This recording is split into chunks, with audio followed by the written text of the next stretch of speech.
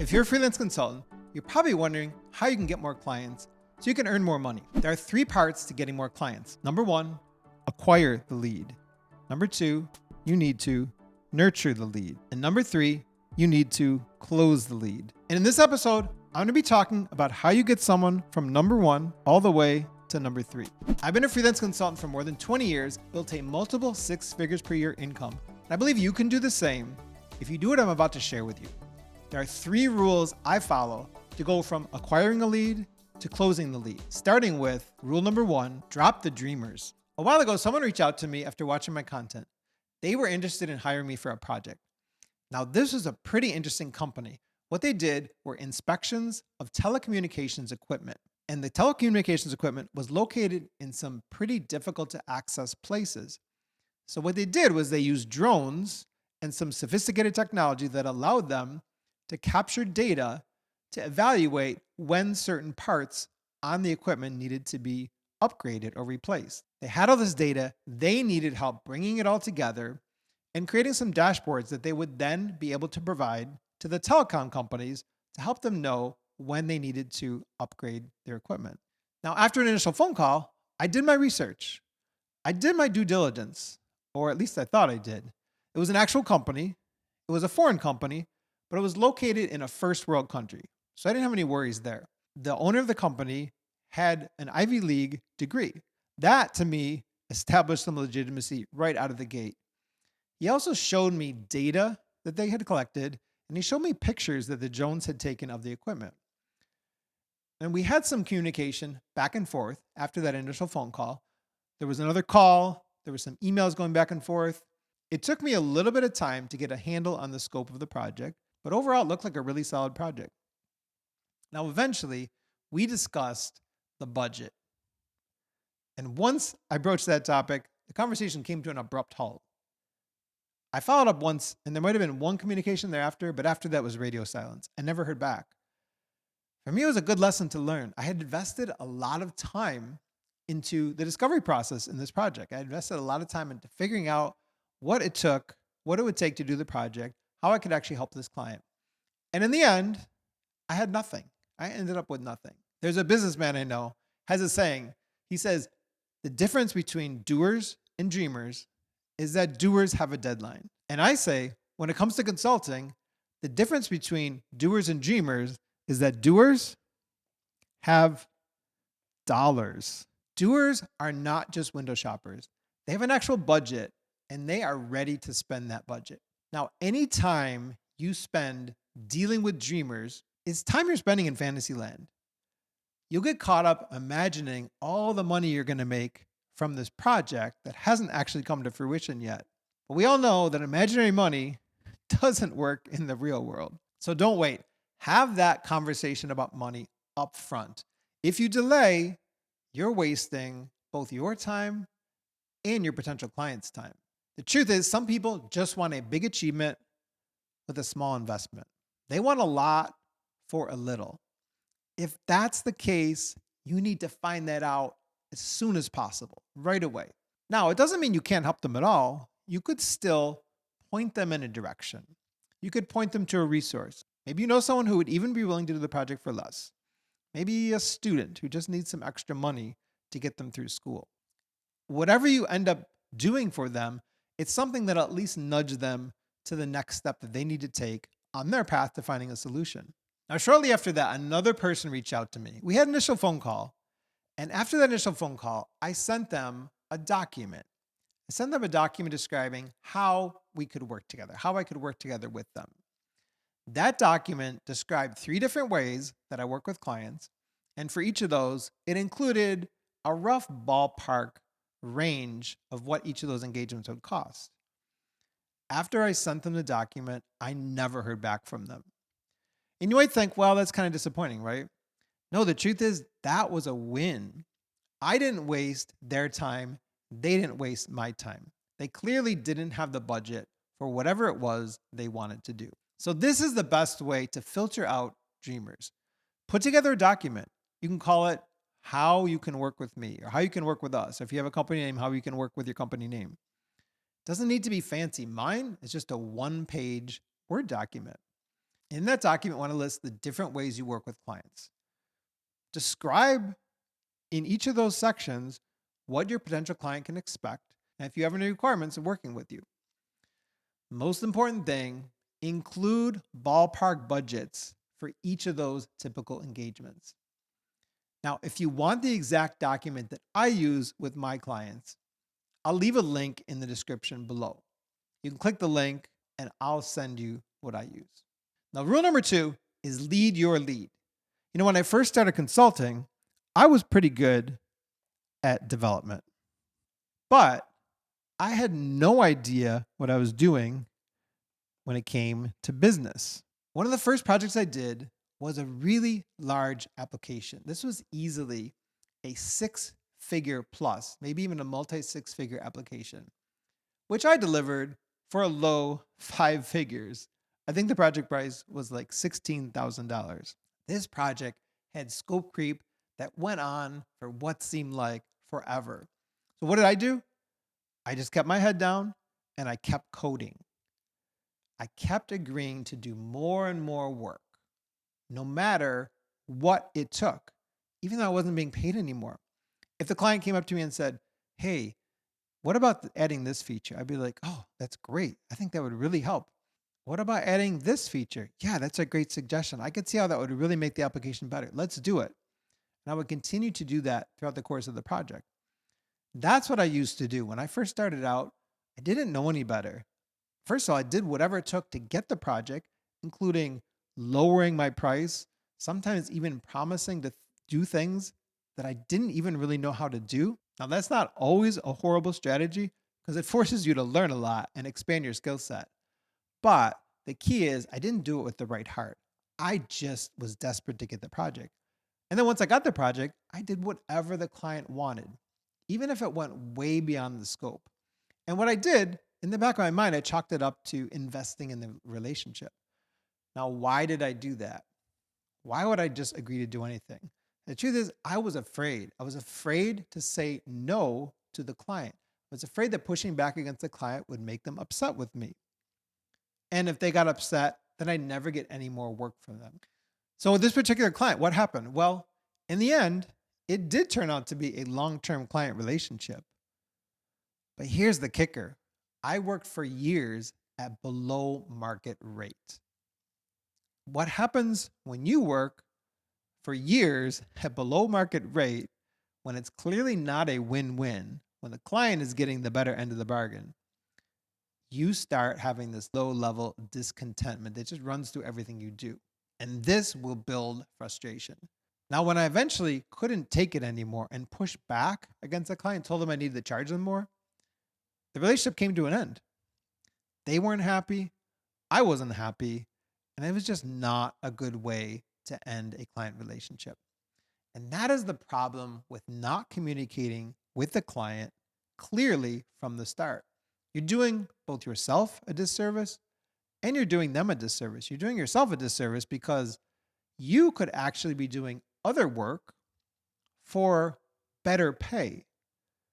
And in their case, you're doing them a disservice because once that relationship comes to an end, which it ultimately will, they're going to have to find another vendor. And if you're the one that wrote all the code, did all the work to put that project together, now that new vendor is going to have to come in and figure out what you did. It can just be really messy. So remember this. Mincing words makes a mess. Mincing words, what does that mean? Mincing words means being indirect, not being straightforward, not saying what's really on your mind, not saying what you really think, being vague, being imprecise, or being overly polite. The less direct you are when you're communicating, the more problems you create. There's a scripture in the Bible that I love. It's 2 Timothy chapter 1, verse 7. And it says this, "For God has not given us a spirit of fear, but one of power, love, and sound judgment." There's a couple things I get out of that scripture. First one is giving into fear is what leads to bad judgment, not sound judgment. When you give into fear, you have bad judgment, and that leads to making bad decisions. Remember that in not saying anything, you're still making a decision. You're making a decision a bad decision not to say anything. The other thing I get out of the scripture is that you can be powerful and loving at the same time. Those are not opposites. Now, Alex Hormozy has a way to say something similar. I like the way he says it. He says, don't be nice, be kind. Nice people don't want to offend, but kind people genuinely want to help. Powerful communication coming from a loving place is genuinely helping your client. That's what leads to sound judgment. That's what leads to good decisions. And the reason this is so important is because your relationships with your clients will live or die based on the decisions you make. As the consultant, you're the one that's leading the relationship. So don't put your client in the position of being the leader. Don't put your client in that position through your own indecision. Good relationships are built on good decisions. One good decision you should make in establishing a relationship is having good boundaries. Knowing when you need to say no and actually saying it. Telling the client, hey, this is out of scope. This is not part of original agreement. I'm not going to do it. If you want me to do it, I'll have to charge you more. Another good decision, setting proper expectations. This is like we talked about before with that document, the how we can work together document. Setting the proper expectations. Now, why is setting expectations so very important? Setting expectations is the foundation of your relationship. Think of the relationship like you're building a house. Now, what's the first thing you do when you're building a house? First thing you do is you dig and pour the foundation. This foundation is the expectations. As the relationship progresses, everything is built on top of that foundation. So if you're building a house, you're going to frame the house, you're going to put up the walls, you're going to put the roof on, you're going to add some windows, and maybe another window up here, and put a door on there. Maybe you have a little porch out front with some railings. Maybe you build a garage. A garage door. You're going to add some landscaping. Now, there's a lot that has gone into this house after the foundation was built. And if you as a consultant fail to set the expectations, the client is going to have their own expectations. They're going to form their own expectations of how they think you should handle things in the client relationship. And once they've established the foundation, so these now are the client expectations. If you want to change those expectations, it's going to be literally impossible. So if the client's expectation is that you'll always do whatever they ask, for example, they're going to feel offended when you finally say no. Trying to change those expectations is literally like trying to change the foundation. How are you going to change the foundation on this house that you already built? You're not going to be able to do it. If you change the foundation, the whole house will fall down. That's exactly what's going to happen in a relationship that's built on either not setting the expectations or built on client expectations that you then try to change. So be assertive, be powerful and loving. Remember that scripture from 2 Timothy. You can be powerful and loving from the start. And this must happen before your lead becomes a client. Here are a couple easy practicals. When you schedule a meeting with your lead, don't ask them when they're free. Give them 2 times. Make them pick one of those 2 times. What you're doing is you're setting the tone in that relationship. If they don't have those 2 times free, give them another 2 times and make them pick one of those 2 times. Another way you can do this is when you're setting up that initial consultation call. Let's say you do an hour or maybe you do a half hour. Stick to whatever it is that you told them. If it's a half hour, stick to a half hour. If it's an hour, stick to an hour. Don't go over. If you have nothing pressing afterwards, make an appointment with yourself, put it in your calendar, and actually use that time to do something like marketing, which you should really be doing. That way you can honestly tell your client you have a hard stop at the end of the hour, at the end of the half hour. You can always schedule another time with them. You can always put another block on your calendar. As a bonus, this also gives you time to review your notes, to see where you might need to ask more questions. These things might seem small, but the truth is they establish from the very start that you're the one leading the project. And rule number 3 is build a bond. There's a story writing format called the hero's journey. The hero is the main character in the story. The hero faces a challenge, but the hero doesn't take on the challenge until the hero meets a guide. With the guide's help, the hero is able to engage the challenge, overcome obstacles, and eventually conquer the challenge. We can see examples of this in the movies. For example, take Star Wars. You have Yoda, who is the guide for Luke, the hero. Yoda is able to help prepare Luke to take on the challenge that he has to on the way to his becoming a Master Jedi. Or how about in Karate Kid, where Mr. Miyagi is the guide for Daniel, who is the hero of the story. Mr. Miyagi trains Daniel so that he can ultimately fight in and win the karate championship. Think of building a relationship with your potential client as a story. You're both characters in the story, but you need to know your role. In the story, you are not the hero. Your client is the hero. You are the guide. You're the one that's going to help your client overcome the challenge.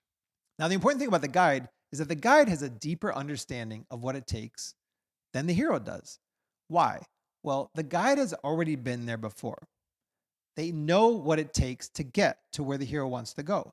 This is what enables the guide to mentor the hero, to coach the hero, to equip the hero to take on the challenge and conquer it.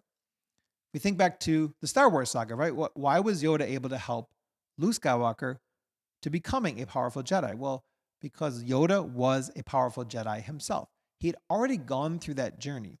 He understood Luke's struggles because he had been there before. He actually understood Luke's struggles better than Luke did at that time. He knew what Luke needed to overcome that challenge.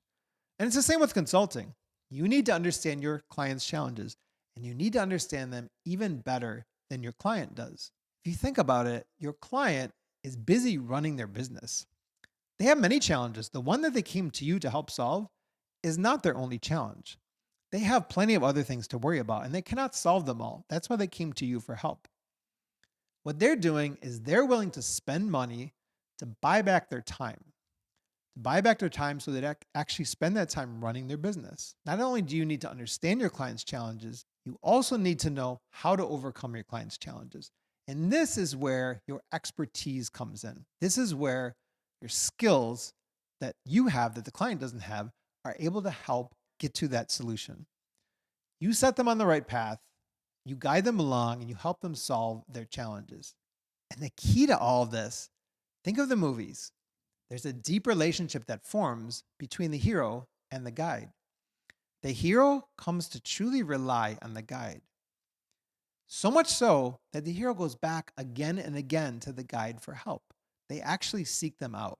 So before you even begin thinking about any part of the solution, think first about forging the relationship with your potential client. If you don't build a bond, even if they do become your client interaction is going to be strictly transactional. It's going to be one and done, and you might never see them again. It will not end up being a long-term client relationship. And here's the secret. Long-term clients are the best way to grow your consulting business. Why is this? The thing about clients is that client acquisition is easily the most costly activity you can engage in. Most costly in terms of time and of money. Time you have to spend marketing, time you have to spend reaching out, money you have to spend on marketing, money you maybe even spend on ads. And with long-term clients, the clients that keep coming back to you over and over, you spend zero time and zero money to acquire because they're the ones that keep coming back to you. Like the hero goes back to the guide again and again, your clients will keep coming back to you again and again. Now, how do you end up in this hero's journey with your client? Well, here's a practical. Think about writing the proposal as the story. You don't want to write the proposal for your client. You want to write the proposal with your client. You're the guide that's leading them along. So you're writing this story together. When you fulfill the role of the guide in your client's hero's journey, you will build a strong relationship that's going to make your client come back to you again and again. Speaking of guides, if you're looking for someone to help guide you on your journey to becoming a successful freelance consultant, click the link in the description below, fill out a form. I would love to hear what challenges you're facing. And if it makes sense, we can jump on a call, see if there might be an opportunity to work together. Thank you so much for watching or listening, and I'll see you in the next video.